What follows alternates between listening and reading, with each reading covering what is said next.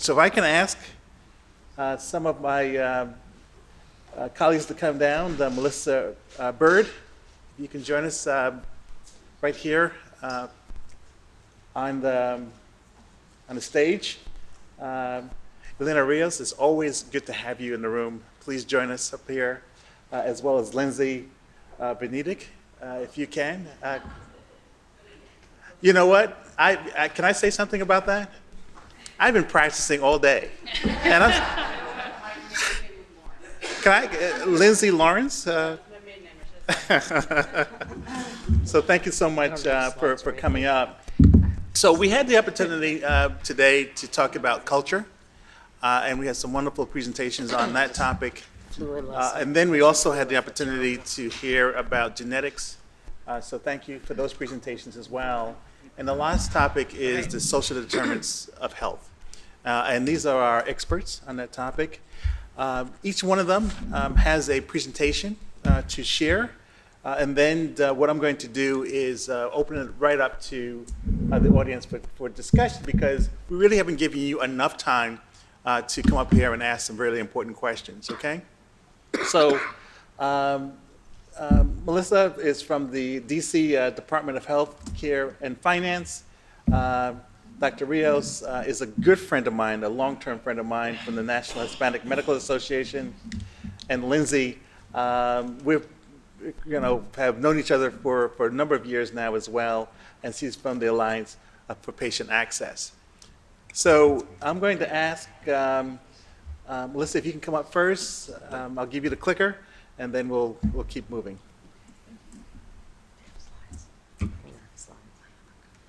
Good afternoon. I'm Melisa Byrd. I'm from the DC Department of Healthcare Finance, and at the Department of Healthcare Finance, or DHCF, I am the Medicaid Director for the district's Medicaid program. I just want to say on behalf of the district Department of Healthcare Finance, thank you for inviting me to the event today to talk about how we can better address social determinants to improve access to cardiovascular care for minority populations in the district. And thank you to the National Minority Cardiovascular Alliance for sponsoring today's event. I have just a few slides, and I'm going to focus on talking about the Medicaid program and what we're doing to improve care and access for the people that we serve. So time is limited. I won't touch on every point on each slide, but we'll go through, and I heard earlier that the slides will be available to you afterwards. So the Department of Healthcare Finance, if you're not familiar with us, we are a cabinet-level agency, and we administer the public health insurance programs across the District of Columbia. Generally, this falls into 4 categories: the Medicaid program, CHIP, which is the Children's Health Insurance Program, the Alliance Healthcare Program, and the Immigrant Children's Healthcare Program as well. Our agency focuses on 3 priorities: building a health system that provides whole person care. I like to say that easily head to toe, from birth to end of life and anywhere in between. Ensuring that we are seeing value and accountability for the programs we administer, and then strengthening internal operations infrastructure. So for us as an agency, things like our data analytics capabilities, and what are we doing to improve those. So the department, and through the programs that we administer, we provide healthcare coverage to nearly 40% of district residents, so 4 in 10 individuals. So that's about 270 or 280,000 district residents across the district. And the cost of that is slightly over $3 billion on an annual basis, most of which Medicaid is a state federal program, so we do receive about 70% of our funds through the federal government for support of the Medicaid program. So the level of healthcare coverage in the district, not just specific to Medicaid, but overall, is a point of pride for at least myself, but I hope most district residents. We are right around that number 2 or number 3 state across the nation as far as terms of how many individual residents have health insurance coverage. So that is a great point of pride. And DC was one of the early adopters after the Affordable Care Act was passed to expand health care insurance or expand Medicaid. And we have one of the most generous programs in as much as who all may be eligible for it and the services that we provide. However, and despite all the healthcare coverage that we do have challenges that remain with the outcomes and the and how healthy folks are and able to access services. What you see here too is when you look across the district from one ward to the next, you can see a variance in lifespan from up to about 17 years. So if you're in wards 1 or 2 possibly, you have a greater chance of living a bit longer than if you live in ward 7 or 8. Another main point that I like to highlight is our inappropriate use of care. And I say that we, for most district residents, we love our emergency departments. We have, despite having primary care access, enough of it per statistics across the district, you still see district residents #1 in emergency department use. So we like our hospitals quite a bit. But that's not always the best place to go get the care that we need. Specific to DC Medicaid beneficiaries, you see that members that we serve also face challenges with controlling cardiovascular disease. And you can see our federal oversight agency, the Centers for Medicare and Medicaid Services, collects data from all states called the core measure set. This is something that's more recent. Not every state reports, but you can see where the district falls on both sides, generally about in the middle, but with much room for improvement on both the percentage who had a diagnosis of high blood pressure and the percentage of folks with diabetes who had an A1C test. And then again, also in high blood pressure, high cholesterol, and diabetes, these are the top chronic conditions we see for individuals in what we call our Medicaid fee-for-service program. This is the smaller, most Medicaid beneficiaries are in what we call our Medicaid managed care program, about 75%. The other 25% of our beneficiaries are served through fee-for-service, which simply means that we, DHCF, are enrolling providers directly, we pay them directly. So we pay on a fee-for-service. We do provide comprehensive health care coverage. So if you have public health insurance or private health insurance, we cover many of the same things and oftentimes more than you will see in a traditional private health insurance plan. Specific to the diseases that we're speaking of today, we have prevention services for smoking cessation, different lifestyle changes. Many of our managed care plans offer access to gyms and other healthy lifestyle options. We do diabetes prevention work. And then, of course, just as you would have access to your primary care physician or a specialist, that is something that Medicaid offers as well. Additionally, and as we get more into the social determinants of health, something that Medicaid has always done that's slightly different than private health insurance is we do provide access to transportation, because it doesn't help to have the insurance if you can't go see the doctor because you don't have transportation.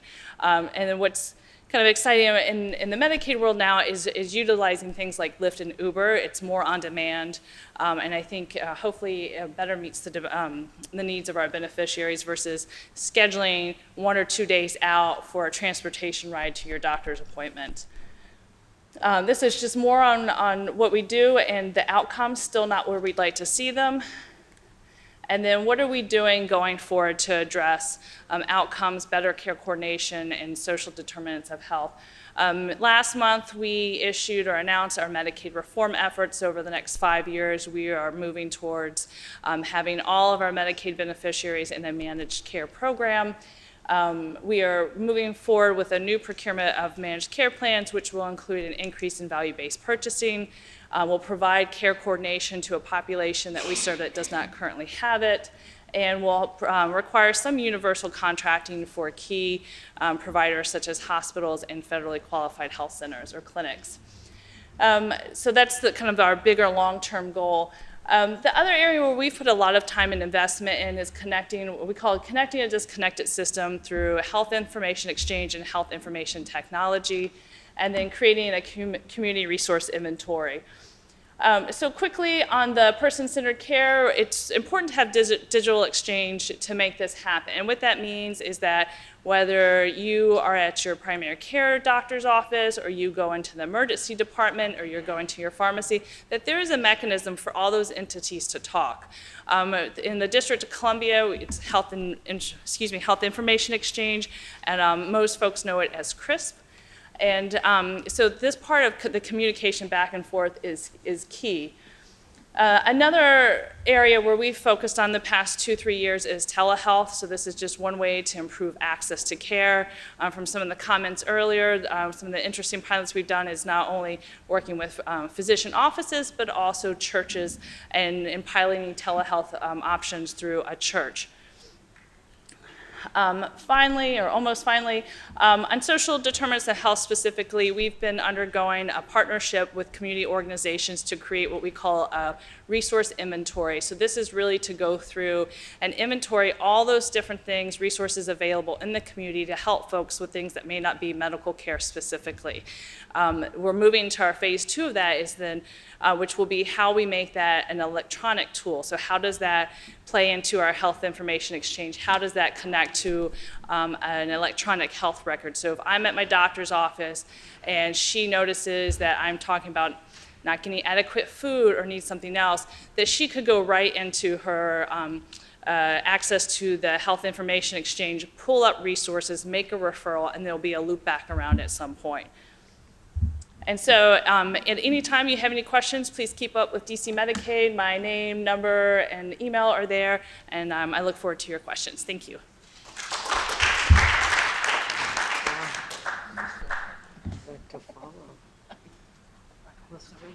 Thank you so much for that presentation.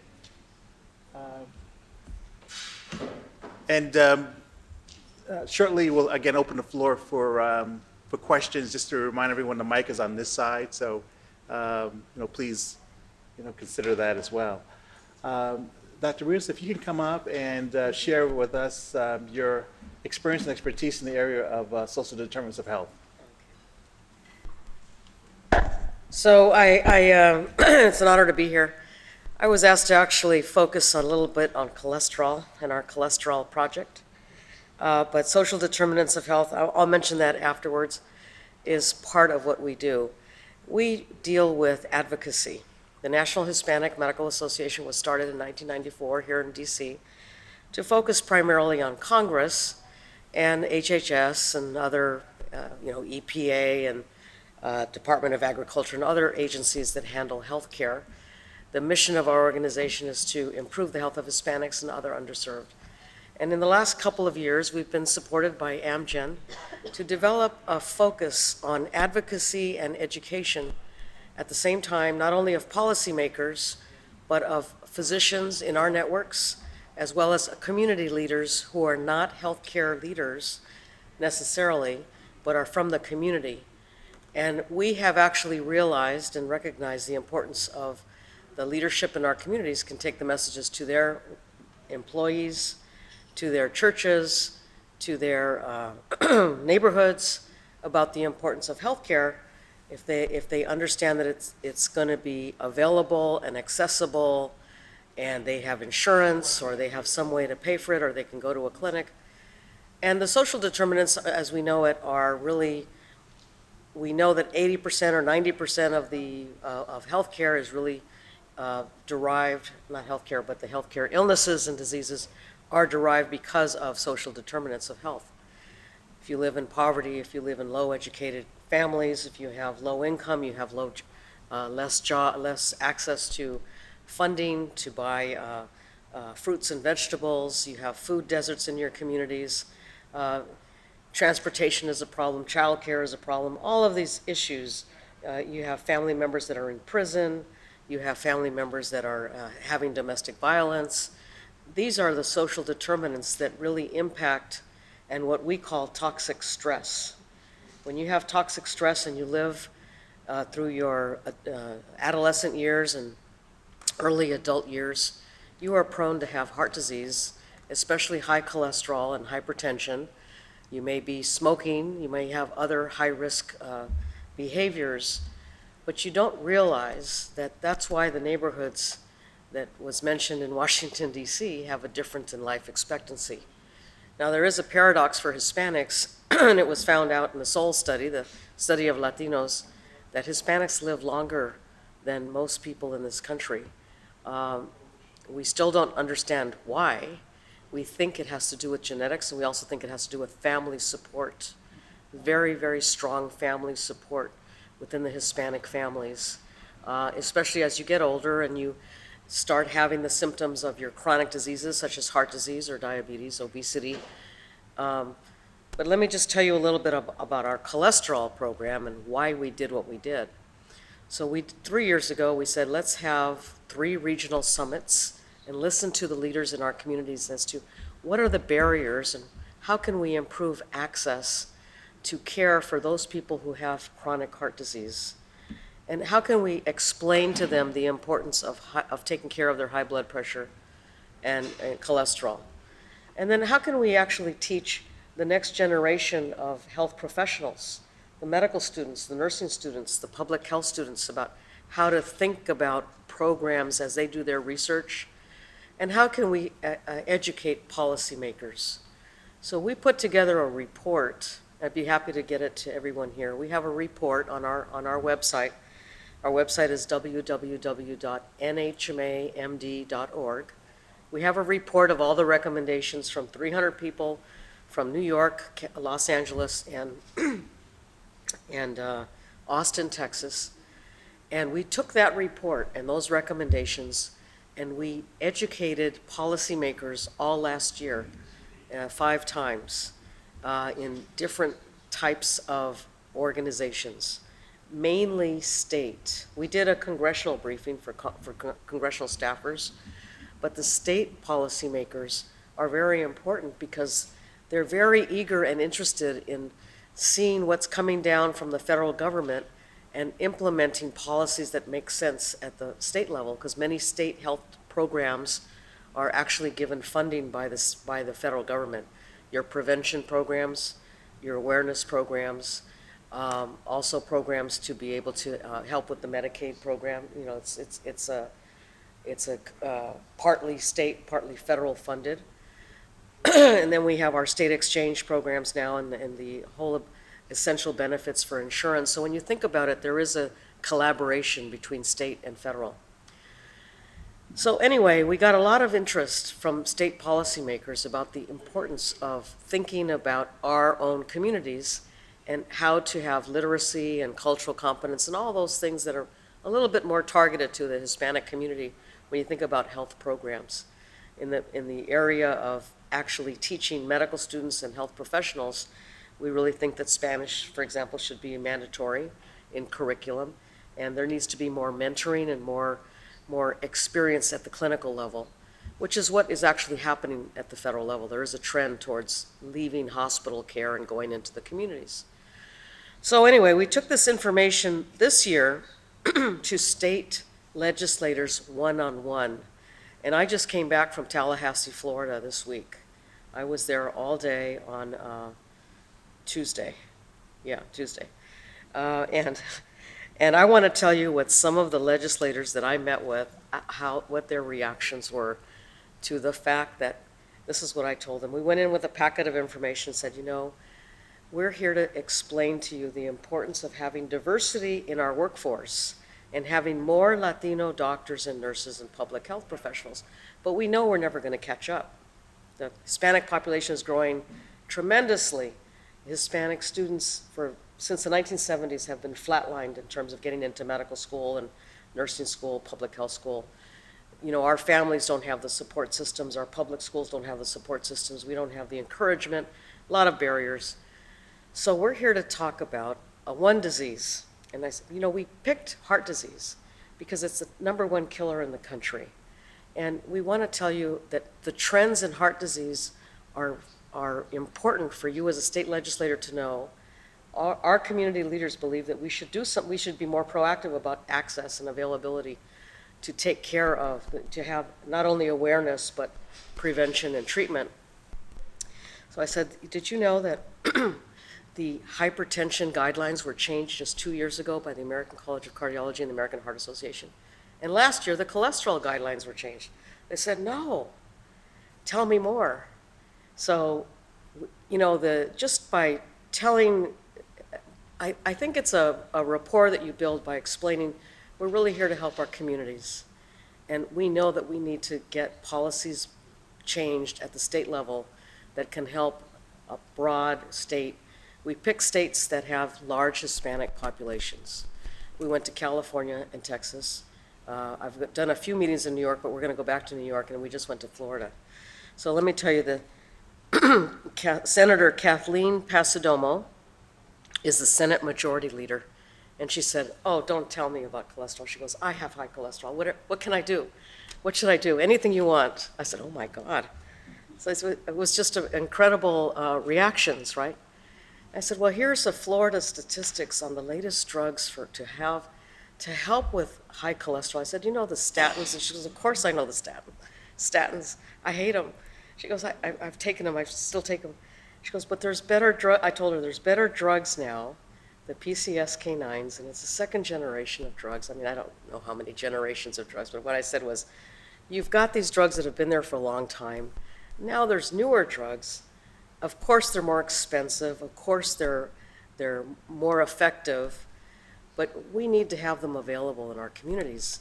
And we had data to show that the insurance companies in Florida, I said, are the worst in the states that we're going to in terms of having them on their formularies because they're new. You know, it takes forever. It takes 15 years for information coming out of NIH to get to our communities in terms of healthcare delivery. And so we want to help you understand the change in healthcare policies that could be made right now for our communities. So very, very interested. On the Senate Minority Leader, Audrey Gibson, she's an African American. She says, whatever I can do to change health disparities in this state. So again, everybody that I met with was very open, but they need the language for the policies. Jackie Toledo, again, Representative Jackie Toledo, she is from Peru, and her family went to Sacramento. I happen to be from California, and I worked in Sacramento. So she went to Sacramento. Her parents divorced when they were young, and she went with her mother to Florida. I didn't get the story of how she actually became a state representative on the state assembly, but she again was very interested. Jaime Fernandez, another representative, he's a real estate lawyer, brand new from Miami. You know what he told me? He goes, Dr. Rios, I know nothing about healthcare reform, and I'm on the healthcare reform committee. Can you please give me some conferences that I can go to learn? And, you know, so, not just about cholesterol. Senator Tadeo, another woman, very interested in language services and how to get more interpreters and interpretation services in the hospitals of Florida. And then lastly, the last one I'll just mention, Senator Victor Torres. He's from the Orlando area, and he says, you know, I need to tell you, my daughter he's a senator. My daughter's on the House side. I said, oh, really? Because you got to go talk to her too. We need to help you. And then I said, well, you know, we're going to start a chapter in Orlando. And he goes, oh, who do you know in Orlando? I said, well, a leader from your community has come to our national conference a couple of times. Her name's Josie or Josephine. Josephine Mercado. I said, yes, that's her. He says, well, yeah, we'll help you. She's the most networked person. They have a coalition of Hispanics that's not just on healthcare, but it's a coalition effort in Orlando. And the reason she came to our conferences is because she has physicians that are part of her coalition that don't have a medical society to connect with. And Orlando's a growing Puerto Rican population. And then the last meeting of the day on Tuesday was with the Office of Minority Health and Health Equity in Florida, and the director asked if we could help with some policy writing on maternal mortality. It wasn't heart disease, but it just happened to be what they're involved with right now. But I have to say that for our activities have really opened the doors to understanding that our politicians, especially in our states, even here in Congress, but those who are committed to their districts at the local level do want to help their communities. And whatever new information we have on heart disease and cholesterol, they're very interested in understanding how they can add it into their, for example, their Medicaid programs or their prevention programs.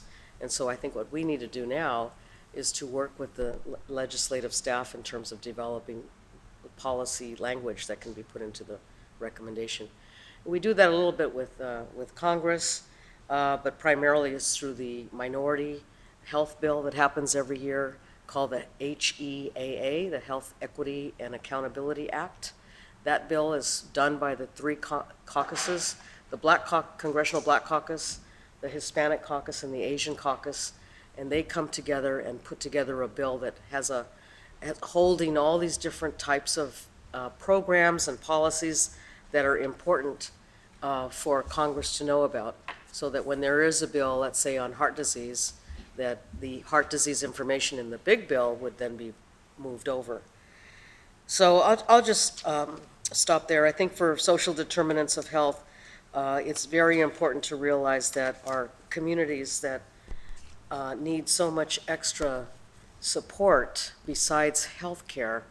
And the good news that I know about, and I don't know the detail, I don't know all the details, but Medicare Advantage in our national level has been given the go-ahead with legislation to add in benefits to cover transportation for the patients who have chronic disease like heart disease to go to the doctor or go to get your lab tested, and also transportation for the caregivers to go buy groceries at a grocery store.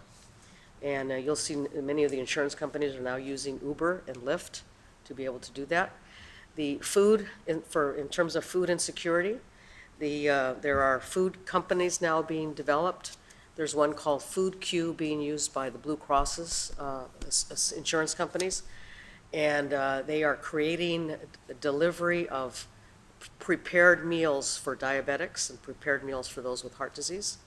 And in terms of housing, you can now get a benefit to have air conditioning put into your home if you have asthma, to have a more steady air quality, pest control, which also affects your asthma, triggers your asthma, and also for those who have chronic disease, when you get to a certain age and you have to have a wheelchair, you can have ramps put into your home or the bars in your bathrooms to be able to lift yourself up. And these are now insurance benefits in our country. And I think that that's going to go a long way to help with social determinants of health. But in general, I think we have to be involved as interested public policy, whether we're on the outside or in the inside in government. We have to work together to figure out what are more relevant policies for our communities to move forward and feel better. Thank you.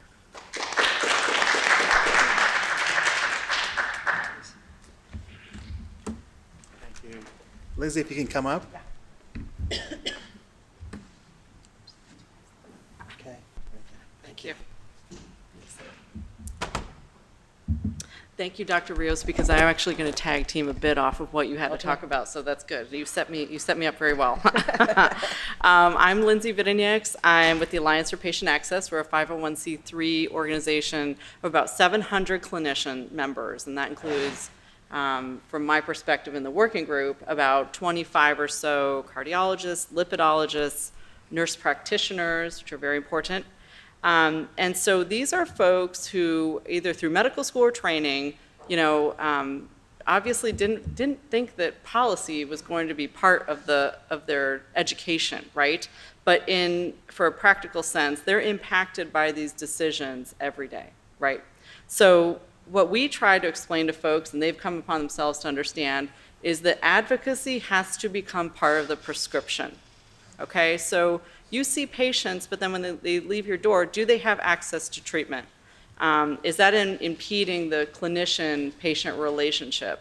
And so that's our main concern. So I want to talk a bit about a key social determinant of health being access to treatment today. And sort of that unique provider perspective. You heard Florence talk about her experience being uninsured and her disparities in treatment, but even if you do have insurance, can you access the therapeutic treatment that your doctor wants you to have? So I want to start with a true or false. Probably is pretty obvious, but true or false, 70% of African Americans with heart failure live in just 1,800 out of the 38,000 zip codes in this country. Raise your hand if you think that's true.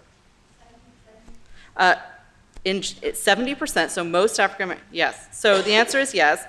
And 7,000 of them will die prematurely each year because they're not getting a proper standard of care. And so I thought what I might do rather quickly is to go through a case study of lack of access. You heard Dr. Rios talk about PCSK9s as a novel therapy, and so what we're seeing based on claims data, you know, we kept hearing from clinician members that there was this phenomenon occurring of, you know, folks who, when new therapies came onto market and their provider was trying to prescribe them, they weren't achieving access to those therapies. And so, you know, anecdotes are one thing, data is another. And I think some of the claims data that you talked about in Florida, presenting that to policymakers is incredibly powerful. And so what we did was we purchased from a national data supplier claims data from all 50 states, and then we overlaid additional risk factors, which includes obviously race, gender, and whether you've had a heart attack or a stroke. And not surprisingly, what we found was there's just no question that minorities have a harder time achieving access. And so if you can see the numbers there, you know, the levels of initial denial is 34% for white Americans. Black Americans, that jumps to 44%. And then for Hispanic Americans, it is even higher at 48%. And so we produced what we call sort of report cards, which we've done by state, but then as I said, we filtered on the left-hand side, and I apologize for how small the numbers are there for you in terms of, in the middle section there, you'll see the actual plans listed, whether it's you know, Florida Blue or the largest, the folks who have the largest market share. And so for Asian Americans, we saw that out of 1,500 total claims that we examined, the initial rejection rate was 58%. What's kind of shocking actually about that is that even if you appeal and you try to get this innovative cholesterol lowering therapy, you still only, it goes down to 35%. If you've had a heart attack or stroke, your initial rejection rate, it's 45%. So it's not, you almost have to go through an event to then achieve relatively equal access to white Americans. You have to have had a heart attack or stroke. And even then, you know, you can be denied. So it's kind of shocking. Not surprisingly, those numbers jump up for African Americans. So we examined close to 9,000 claims, the initial rejection rate being 61%. After the provider goes through the onerous sort of prior authorization or appeals process, that final rejection number goes down to 41%. But let's say you walk in for the first time and you've had an incident and you've had a heart attack or stroke, that number is still hovers around 47%, which is incredible, actually. And then finally, for the Hispanic American data, that number is the highest. It's 62% for the initial rejection rate. And so what Dr. Rios commented on is of no surprise to our team. It's exactly what we found, and we're so happy that you're educating policymakers about that. So, you know, so from a provider's perspective, what does this mean? It means patients are leaving their offices, I won't say as ticking time bombs, but you know, time is plaque. So they're walking around, they may look fine. They're fine until they have an event. But in the meantime, you know, providers are having to deal with prior authorization, non-medical switching. They're spending time on the phone with insurance companies when, you know, their staff should be treating patients, nurse practitioners, et cetera. And they're also experiencing what we're hearing is a physician burnout. So, you know, if you have the requirement where you have to see a specialist or you're having to go through all this onerous paperwork, you know, there's data suggesting that folks are, you know, who are practicing medicine are simply unhappy right now because of these issues. And these are access challenges that lead to, you know, a disparity in healthcare. And so, you know, time is a luxury a lot of us don't have. I think obviously we've heard today that if you're in a community of color, you have less time because you are dealing with more issues in your life, typically. And so I want to be frank and say that there are perhaps groups that are counting on that when you are trying to access care. And so we really want folks to understand that advocacy becomes part of the prescription If you are a provider in this room, or if you're a patient and you speak to your provider, I have to make a plug. I hope that they would join a group like AFPA, because we really do consider ourselves to be matchmakers in a sense. If there are advocacy opportunities, if there are decision makers or policy makers who have to hear or want to hear the clinician or patient perspective, we will match those opportunities, whether it's testifying or it is, writing a letter or just getting that voice heard. And so I'll leave you with, for folks in the room who don't know, this is Dr. Keith Ferdinand. I don't know that I can play this video, but he has recorded a clinician testimonial for us that I think is one of the most powerful. Dr. Ferdinand has dedicated his entire career to patient care in communities of color. He began his career in his hometown community in the 9th Ward in New Orleans. And so he often talks about some of these disparity issues, but his biggest fear is that clinician-patient relationship is being destroyed because of issues like this. So with that, I'll conclude. That's our website and my personal email address, and please find us on social media, but thank you for your time.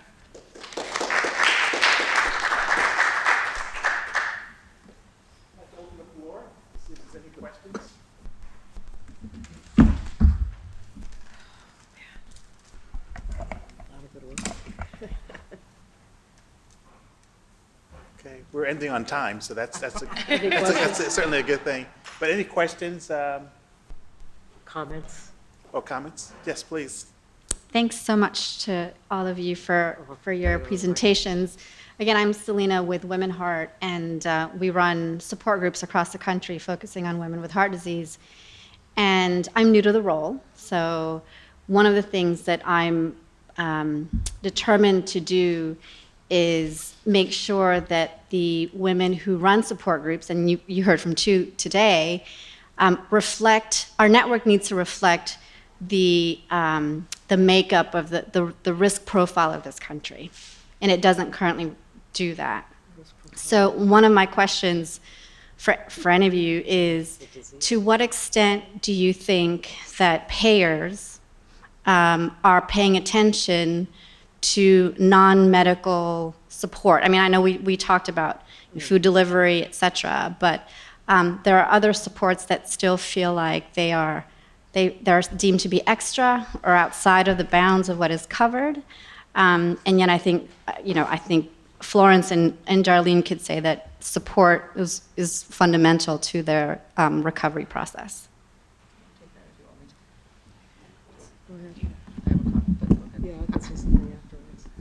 From the payer perspective, we would classify this mostly on the social determinants of health sector. In Medicaid, it's a fairly new conversation, and the key or the big discussion is what is the right role for Medicaid. As I mentioned earlier, we do have transportation services. We do have plans to do the meal delivery, particularly like for women who are pregnant and for other not other disease states, but disease states as well. I think another key thing, and I'm not sure if this gets to supports exactly that you're looking for in one of our efforts this year, is expanding access to behavioral health care, which I do personally. I mean, to me, that's part of the head to toe, right? And that's just as important. And we heard the comments earlier, and I was just reading an article, I think it was yesterday or this morning in the New York Times, talking about the effects of stress and how you're more likely to obviously have health issues related to that. So those services are expanding.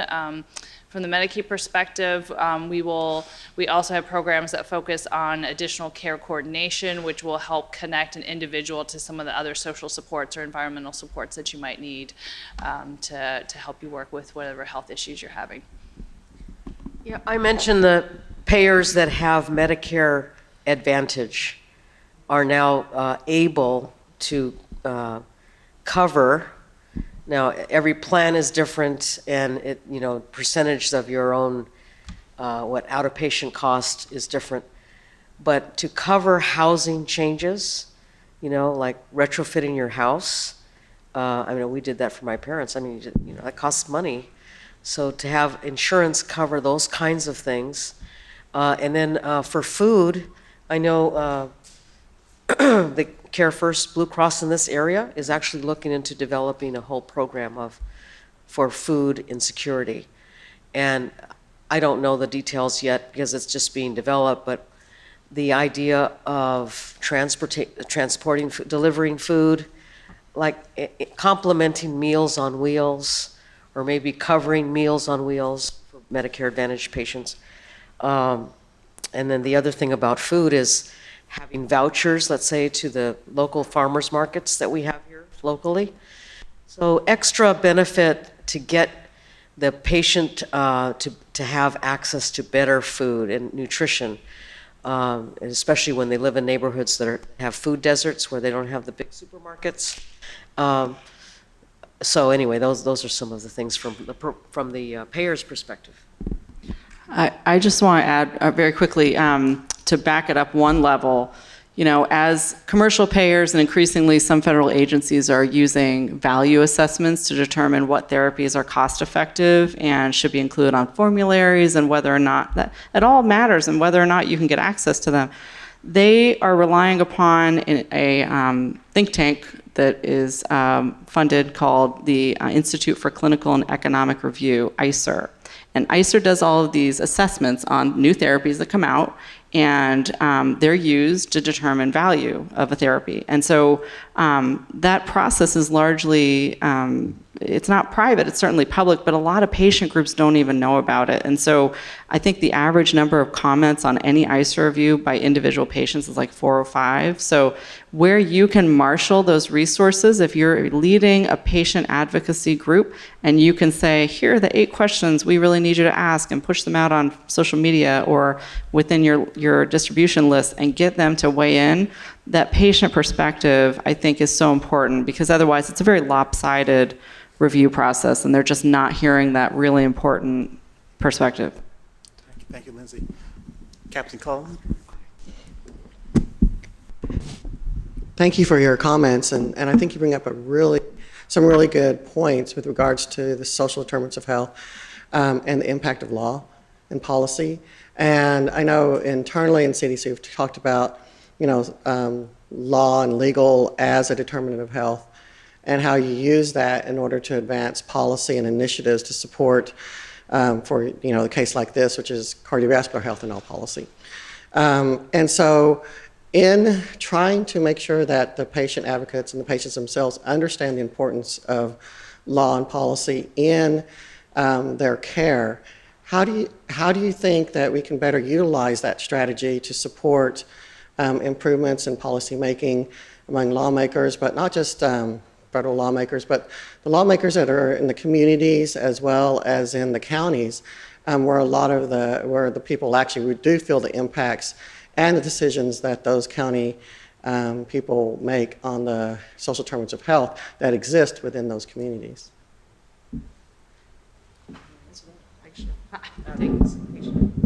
Yeah, I think that just as Dr. Rios spent a whole day in Florida, I think just on the state and local level, I would think particularly in the off session when you have legislators who want to have an ability to outreach with their constituents, they may be holding legislator roundtables, pop up at those town halls, pop up at those, encourage your members to show up, because honestly, as constituents, their voice matters the most. So I agree with you, change is going to happen at the state and local level, obviously the federal level, but having people show up and make comment and talk to folks, I think that's critically important, just like Dr. Rios did in Florida. Yeah, we did offer to find doctors in different districts in Florida, just like we did in Texas and California. And we're going to do more of that, because that's our role, is to network with those not only physicians but health professionals interested in being advocates for their patients. But one thing I was going to say in terms of the legal, one of the most important conversations I've ever had was with an elderly attorney in Los Angeles County who said, and this was about my parents, and she came into our home, my parents' home, when they were probably in their, I don't know, maybe they turned 80, 70s, late 70s, 80. And they were both using canes at the time, but my father is a diabetic, and he eventually had to use a wheelchair. And the conversation was about a living will and the do not resuscitate and all of that, right? And she told me that, she sent me a letter afterwards and thanked me for having the meeting. And she says, you know that we only have one Spanish-speaking elderly attorney in all of Los Angeles County. Now, this was about 10 years ago. But I think that that's where we're at in this country. And I think that we need more focus on the end of life, at whatever you believe, but the end of life should be a quality end of life where the caregivers, the family, understands what the patient wants. And my mother was a nurse. My mother just died in December. My dad died 3 years ago. And so this is all very fresh in my mind. They did not want to have any invasive anything to help. My dad died of a pneumonia. He could have been on a respirator, right? But it was just, he was already 90. He had had 30 years of diabetes. He had already lost his, ability to walk pretty much. And so there was a lot of reasons. But the idea of your last year of life, or 2 years, are very, very burdensome on the family, costly to the society, and you don't have the quality of independence. People have to take care of you, feed you, bathe you, dress you, and nobody ever talks about the end of life. So I think from a healthcare perspective, the legal impact on a family is that discussion, and giving the power of attorney to somebody else that says, I want to do what my parents or my elderly grandparents or whoever will have a humane, dignified end of life. Heart disease and everything else is going to get you there faster than anything. But anyway, I'll just say that. I just signed my will last week. It has been the forefront of my mind with my kiddos. I would say going back to, how do you get individuals involved with the policies and understanding how those policies affect them? That is a challenge from a Medicaid perspective in running a program all the time. We have avenues where we do have beneficiary representatives and so forth, but it still isn't at the level of involvement that would be fantastic. What I see now, or most recently, some of our association groups who have gone out and done particular focus groups, and then we get information through that venue that's extraordinarily helpful. Because from my perspective, and what I think about a lot is, if we have healthcare coverage in the district, most people have it, and then so you have some access. Doesn't mean it's perfect access. So what is keeping you from accessing the care? And that becomes a very personal thing in some respects. Some of the high emergency department use, we see it's not because folks don't know that there's another way to go. It is easy. It is a one-stop shop where you can get your drugs, your specialty care, your primary care.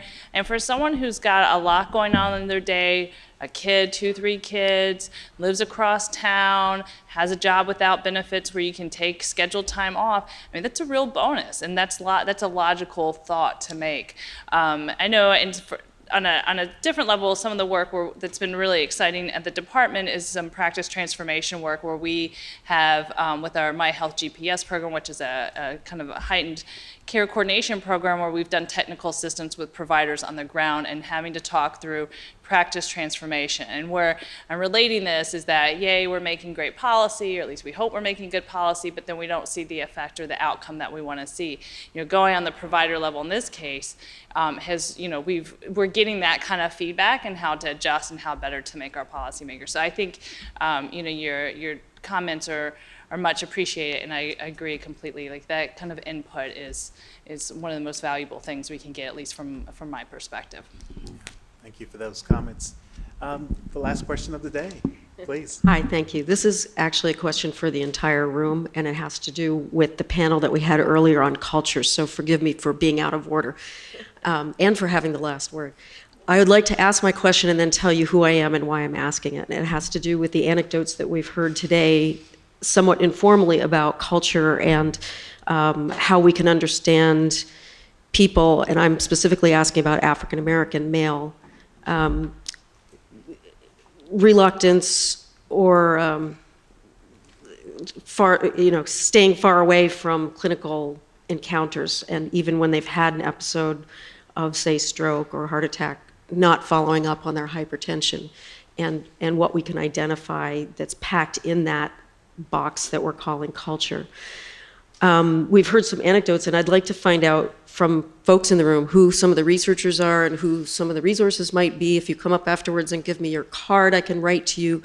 You don't have to answer to the whole group. I can send the information on. I can give you a little slip of paper, and you can write down your thoughts on where we might look.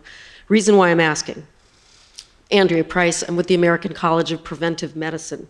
Yes, we're a membership organization of physicians who practice preventive medicine and also are often state planners and other people in the payer community who are planners. The reason we ask is we have a CDC-funded grant program that operates in 6 cities in Durham, Detroit, New Orleans, Tuscaloosa, Chicago, and Atlanta, in very, very small programs on reducing hypertension and teaching self-managed blood pressure control for African American males. We certainly are interested in other populations, but particularly I'd like to try and help point resources to this group. So thank you very much, and thank you very much for hosting the day. It's been a blockbuster. Thanks.